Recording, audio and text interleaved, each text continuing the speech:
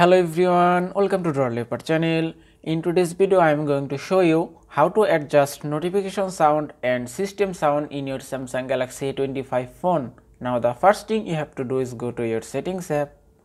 From here scroll down a bit, then go to sounds and vibration.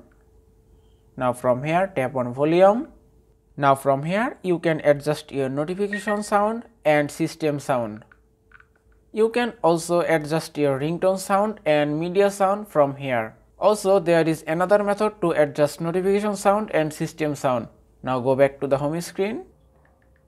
Now you have to press your volume button, then tap on three dots. Now from here you can also adjust your notification sound and system sound.